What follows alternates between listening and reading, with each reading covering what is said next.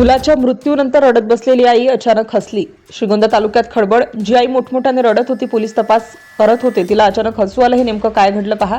त्या दिवशी सकाळ नेहमीप्रमाणे सुरू झाली होती। कोळगाव परिसरातील नहिरमळा भागात कुठे शेतातील कामं सुरू होती, तर कुठे घरातील दैनंदिन हालचाल। दुपारच्या सुमारास अचानक पोलिसांना एक निनावी व्यक्तीचा फोन आला। एका विहिरीत लहान बाळ पाण्यावर तरंगताना दिसत असल्याची माहिती मिळाली। फोन मिळताच पोलीस निरीक्षक नंदकुमार सोनवलकर आणि त्यांचं पथक घटनास्थळी दाखल झालं। गावकऱ्यांच्या मदतीने विहिरीतून बाळाला बाहेर काढण्यात आलं, पण तोपर्यंत खूप उशीर झाला होता। त्या निष्पाप चिमुकल्याचा जीव गेला होता। संपूर्ण परिसरात शांतता पसरली होती। कुणाच्याही तोंडून शब्द फुटत नव्हता। बाळाची ओळख पटली तेव्हा सर्वांनाच आणखी मोठा धक्का बसला। त्या चिमुकल्याचं नाव होतं कार्तिक योगेश दळवी। निरागस चेहरा, छोटंसं आयुष्य आणि असा दुर्दैवी शेवट। घरच्यांचा आक्रोश सुरू होता। आई रडत होती, नातेवाईक हंबरडा फोडत होते आणि गावकरीही या घटनेमुळे सुन्न झाले होते। पोलिसांनी पंचनामा सुरू केला। प्रत्येक गोष्ट काळजीपूर्वक तपासली जात होती, कारण काहीतरी वेगळं असल्याची जाणीव तपास अधिकाऱ्यांना सुरुवातीपासूनच जाणवत होती। सुरुवातीच्या चौकशीत अनेक प्रश्न निर्माण झाले। बाळ विहिरीपर्यंत कसं पोहोचलं? अपघात होता का? कोणी बाहेरची व्यक्ती आली होती का? घरातील कोणाला काही माहिती होती का? या प्रश्नांची उत्तरं शोधण्याचं काम सुरू झालं। पोलिसांनी घरच्यांसह परिसरातील लोकांची जबाब नोंदवायला सुरुवात केली, पण प्रत्येक उत्तरानंतर नवीन प्रश्न उभा राहत होता। काही गोष्टी एकमेकांशी जुळत नव्हत्या। घटनाक्रमात अनेक विसंगती दिसू लागल्या। तपास जसा पुढे सरकत गेला, तसतसं पोलिसांचं लक्ष घरातील व्यक्तींवर केंद्रित होऊ लागलं, कारण बाहेरून कोणी आल्याचा कोणताही ठोस पुरावा समोर येत नव्हता। त्या दिवशी घरात नेमकं काय घडलं होतं याचाच शोध सुरू होता। प्रत्येक जबाब पुन्हा तपासला जात होता। प्रत्येक हालचालीची वेळ पडताळली जात होती। छोट्यातली छोटी माहिती ही महत्त्वाची ठरत होती। दरम्यान पोलिसांच्या मते काही नातेवाईकांनी चौकशीत स्पष्ट माहिती दिली, काही उत्तरं टाळली जात होती। नाही, काही उत्तरं टाळली जात होती, तर काही गोष्टी वारंवार बदलत होत्या। त्यामुळे संशय अधिकच वाढला। तपास पथकाने चौकशीची दिशा बदलली। कोणताही निष्कर्ष काढण्याआधी प्रत्येक बाजूची पडताळणी करण्याचा निर्णय घेण्यात आला। पोलिसांनी कोणतीही घाई न करता शांतपणे पुरावे गोळे करण्यावर भर दिला। घटनास्थळावरील परिस्थिती, घरातील हालचाली आणि साक्षीदारांचे जबाब यांची सांगड घातली जाऊ लागली। प्रत्येक तपशील पुन्हा तपासला जाऊ लागला। तपास अधिकाऱ्यांना असं वाटू लागलं की या घटनेमागचं सत्य पहिल्या नजरेत दिसतं तितकं सोपं नाही। एका मागोमाग एक धागे जोडले जात होते, पण अजूनही संपूर्ण चित्र स्पष्ट झालं नव्हतं।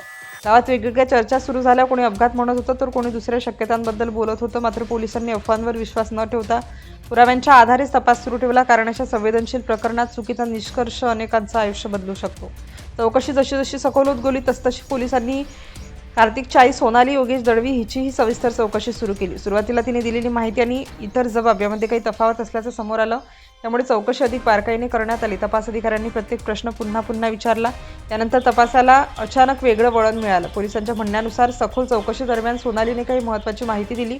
त्या माहितीमुळे संपूर्ण प्रकरणाकडे पाहण्याचा दृष्टिकोनच बदलला। आतापर्यंत ज्या घटनेकडे अपघात म्हणून पाहिलं जात होतं, त्यामागे काहीतरी वेगळंच वास्तव असू शकतं अशी शक्यता निर्माण झाली। पोलिसांच्या तपासानुसार 27 नोव्हेंबर रोजी सकाळी 9:30च्या सुमारास घरात कोणी नसताना ही घटना घडल्याचा आरोप आहे। तपासात असा दावा करण्यात आला की झोपलेल्या कार्तिकला ब्लँकेटमध्ये गुंडाळून विहिरीत फेकण्यात आलं। या दाव्याची नोंद पोलिसांनी तपासात केली असून पुढील पुरावे आणि न्यायालयीन प्रक्रियेनंतरच अंतिम सत्य निश्चित होणार आहे। ही माहिती समोर आल्यानंतर गावात एकच खळबळ उडाली। ज्यांच्यावर कुणालाही संशय नव्हता त्यांच्याविषयीच पोलिसांनी कारवाई सुरू केली। या प्रकरणी सोनाली योगेश दळवी हिला मुख्य संशयित म्हणून ताब्यात घेण्यात आलं। या कारवाईनंतर संपूर्ण परिसरात चर्चा सुरू झाली। दरम्यान कार्तिकचे वडील योगेश दळवी यांनी पोलिसांना दिलेल्या माहितीनुसार सोनाली काही काळापासून मानसिक तणावातून जात होती असा दावा करण्यात आला। ती वारंवार चिडचिड करत असल्याचंही त्यांनी सांगितल्याचं वृत्त आहे। मात्र या दाव्यांचीही तपासातून पडताळणी केली जात आहे आणि त्याबाबत अंतिम निर्णय न्यायालयीन प्रक्रियेनंतरच स्पष्ट होईल।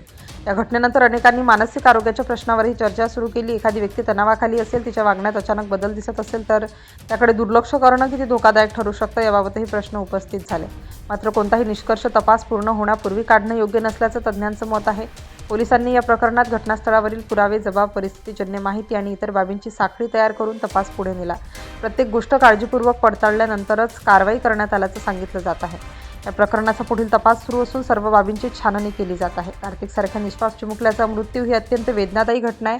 अशा घटनांमुळे समाज पूर्णपणे हादरून जातो। प्रत्येक पालक, प्रत्येक कुटुंब आणि प्रत्येक नागरिकाला अशा प्रसंगांमधून अनेक प्रश्न पडतात।